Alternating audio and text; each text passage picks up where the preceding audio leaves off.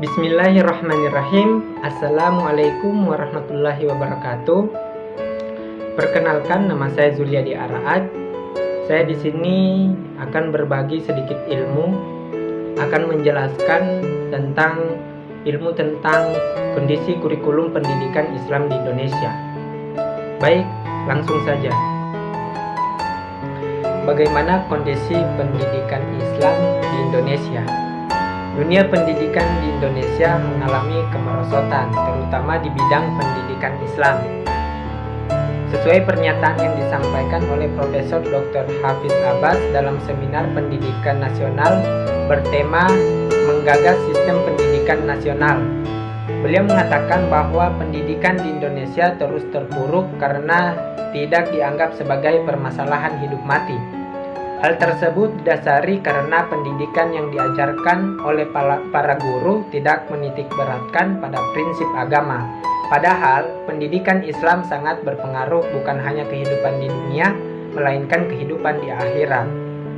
Selain itu, persoalan seperti kurangnya kompetensi guru, akses dan pemerataan pendidikan juga mempengaruhi majunya sebuah pendidikan. Sebelumnya, apa sajakah kompetensi yang harus dimiliki oleh seorang guru? Kompetensi guru berdasarkan Undang-Undang Nomor 14 Tahun 2005 bahwa kompetensi guru sebagaimana dimaksud dalam pasal 8 meliputi kompetensi pedagodik, kompetensi kepribadian, kompetensi sosial, dan kompetensi profesional yang diperoleh melalui pendidikan profesi. Sedangkan masalah akses dan pemerataan pendidikan yang terbatas sesuai data Badan Pusat Statistik Kementerian Pendidikan dan Kebudayaan menyebutkan ada 4,9 juta anak yang tidak tercakup pendidikan dikarenakan faktor ekonomi, geografis, dan lainnya.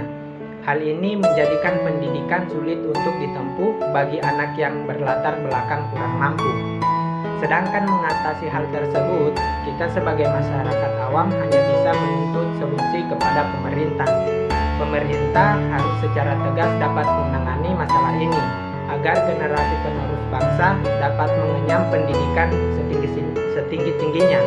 Dapat dilakukan dengan berbagai cara, seperti pembangunan sekolah secara merata, pembagian buku-buku pelajaran dan peralatan sekolah secara gratis, pemenuhan kebutuhan guru di berbagai pelosok daerah, serta meningkatkan fasilitas infrastruktur akses menuju persekolahan.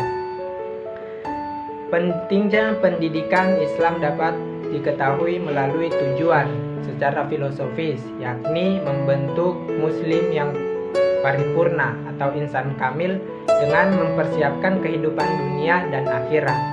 Sementara tujuan akhir yang akan dicapai adalah mengembangkan fitrah peserta didik, baik ruh, fisik, kemampuan, dan akal secara dinamis, sehingga akan terbentuk pribadi yang utuh dan mendukung bagi pelaksanaan fungsinya sebagai khalifah fil ard.